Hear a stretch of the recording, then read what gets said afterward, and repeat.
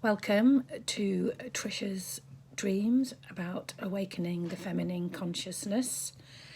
If you have been following these videos, you understand that these are the dreams I've experienced during my spiritual awakening, which I could say took me back to my original feminine consciousness. If you are having a spiritual awakening, these may help you understand where you are on that journey.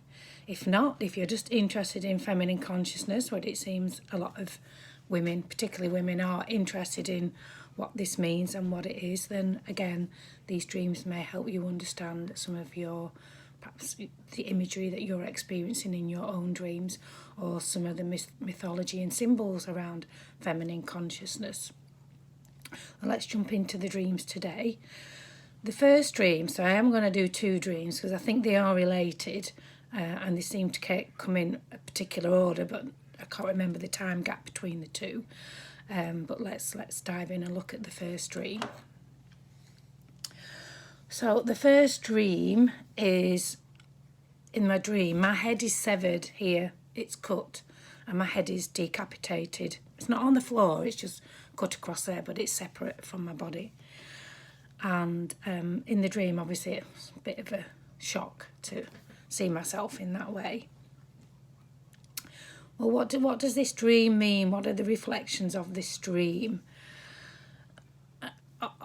Looking back, I think this dream is showing me how we have become separated from the intelligence of our bodies. We don't seem to respect the intelligence of our bodies, and we're very much in our minds. Our minds are everything that we think that we are. So our mind is always the dominant intelligence within our body, and you could call that the masculine mind. But we also have other intelligence centres within us, and those intelligence centres are in our body. And the dream was showing me that I am severed from that part of my intelligence. And when I think about that, it's true, because as I went through the awakening, and as I've shared in other dreams, there are aspects of ourselves that are stored within our body. So, for example, grief and anger and rage is stored within our bodies, and that did come out during the spiritual awakening. But the principle here, I think, to try and understand is that we are very much in the modern world. We live in our heads. I think that's how I would describe it, and it might be a term that you're familiar with, living in your head. So not living in your body or not living in your soul. It's all up here in our heads, not living in our hearts. So we have other intelligence centres within us, but we've become cut off from that. Why does that matter? It does matter because it means there's a whole lot of us that, when I say a lot of us, I mean a lot of our sense of who we are, our bodies, that we're just not connected with anymore, and we're just in the head. And the head, whilst has its its positives, it also can have a lot of negatives. So I'm going to leave that one there and then jump on to my next dream, which for me is actually quite intriguing, and it's funny and it's naughty, and in many ways I feel like it pretty much describes me, how I've seen myself in many aspects of my life, or what people have said back to me. So this next dream, excuse me a minute, so in this dream I am naked, I've got no clothes on, and I'm bent over, basically showing my ass to the world. And from that you can obviously see my arse and see my vagina and see all my lady parts. But in the dream, what you might call pissing my pants. I am laughing my head off at this idea of looking at myself in this way. And when I've reflected on this dream, and I did do a little research on this one just recently because it was so intriguing, it was so funny that I was laughing in this way. And for me, it really did bring up the wild woman in me. And I've always sensed I have this wild woman in me, and she just makes me laugh. She tickles me, and I do naughty things, and people are quite surprised that I do some of the stuff that I do. But I'm just like, no, I'm just being me. I'm just being, I don't even put a label on it. I just think it's natural and normal to have this wild woman. And yeah, I might go running in the woods. I might go and have a pee in the woods. I might even have sex in the woods. It's just that kind of liberated person who just can be wild. She's not sat there being confined by society and those sorts of things. So anyway, I've always felt that's a part of who I am, and maybe that's part of my personality. And as a child, I always run wild anyway, and was always out, quite an ephemeral child. So I guess that's part of that wild woman. But delving a bit deeper, so who is this? As a goddess, there is a goddess called, I think you pronounce her Babel, but I'm sure I probably got that wrong. And she is the goddess of laughter, and she's also the goddess of sexuality. And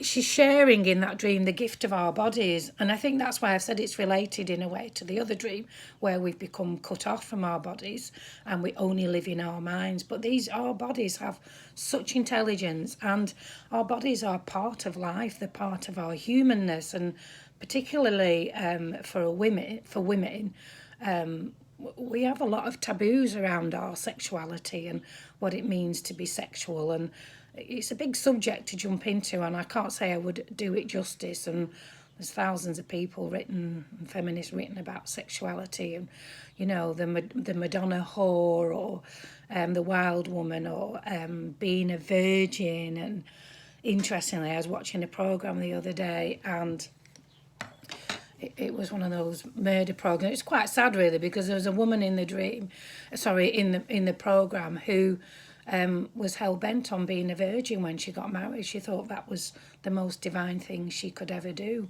And so, you know, there's lots of attitudes and taboos and things about our sexuality that have been put upon us. But this image of Balbo is the natural state of a woman. It's our natural wild womanness. And what does that mean, really? Well, it's passion, isn't it? If we didn't have passion, if we didn't have sexuality, well, one, we couldn't give that gift to another human being, because sexuality with a partner is a beautiful experience, and it's one that we all love and enjoy. And if we don't have a sexual life, and in many ways our lives become diminished and small, and we know that there's something missing. So passion is part of us. It's just who we are as humans. Passion is about energy, and without that passion, there would be no life. There'd be no birth, there'd be no life. So passion is part of our energetic system. It's who we are, and so is sexuality.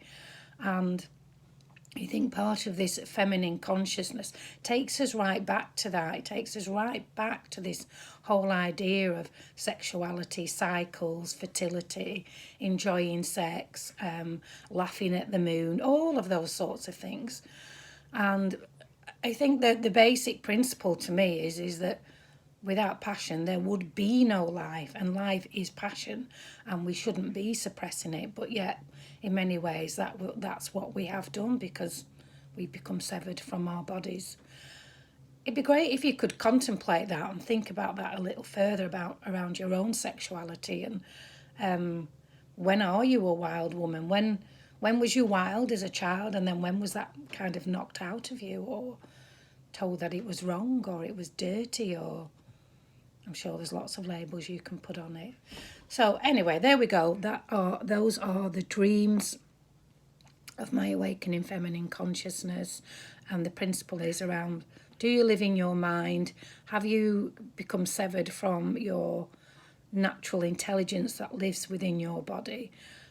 Or do you try and suppress it, but it keeps sneaking out, and it makes you feel ashamed of yourself or ashamed of your thoughts about sexuality?